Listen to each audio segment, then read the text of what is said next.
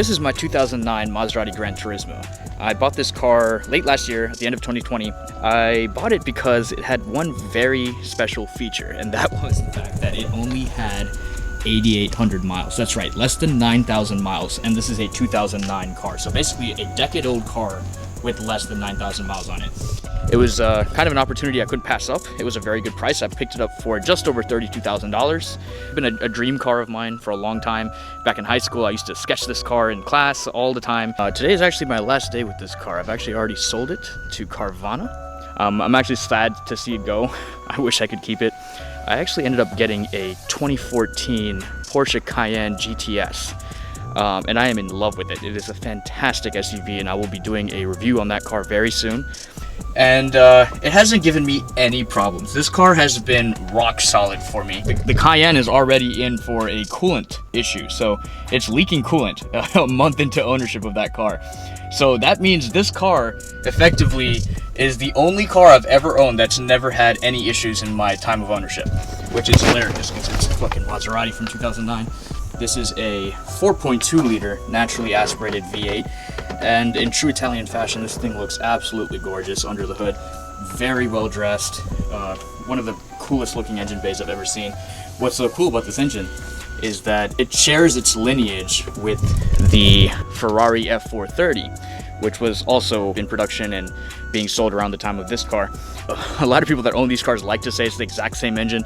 It's actually not the same engine.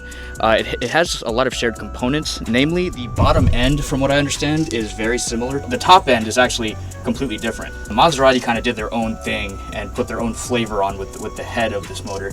And it's, in my opinion, one of the best sounding engines ever made.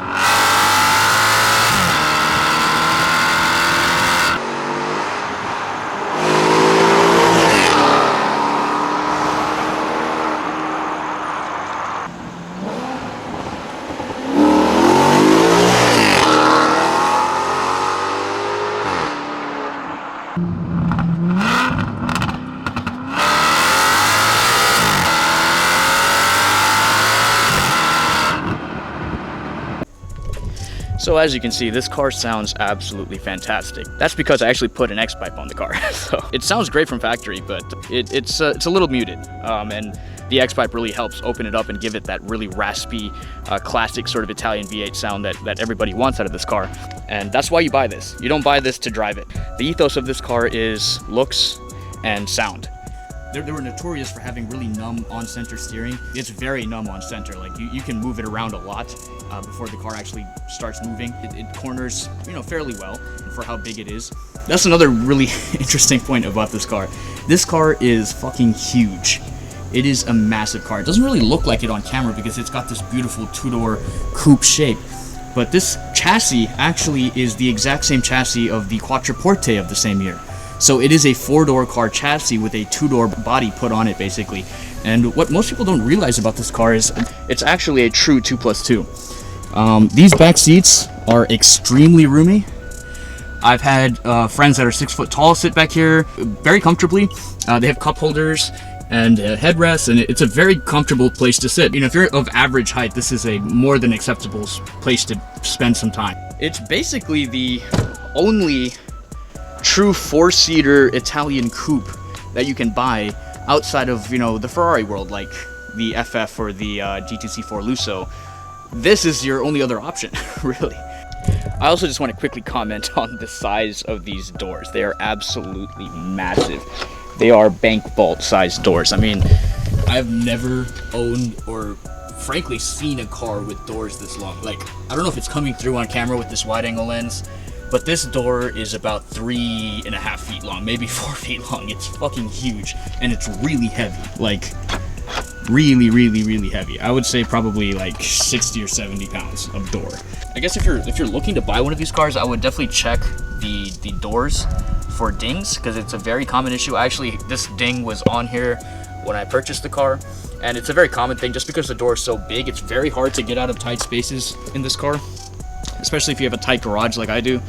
The doors are very prone to dinging and denting, and even this side was a little dented, so something to look out for. But you know, that's probably one of the only things that I would say makes this car impractical.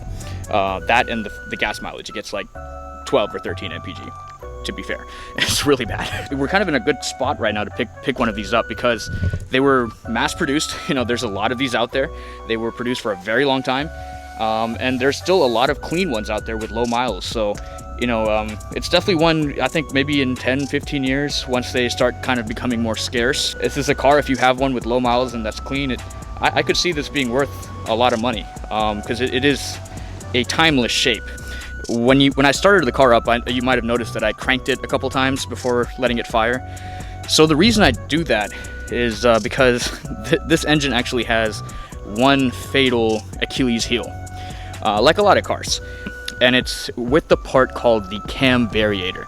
So I'm not an engineer, just from my forum research and what I've read into it about it. The cam variator is basically a part that has something to do with Maserati's variable valve timing, and it's a little part in the top of the engine on both sides of the V that spins. And when you let the car sit, they designed it in a way where the oil in that cavity of the engine will completely drain out. When you start it up for the first time, that part spins completely dry, and it makes this horrible rattling sound.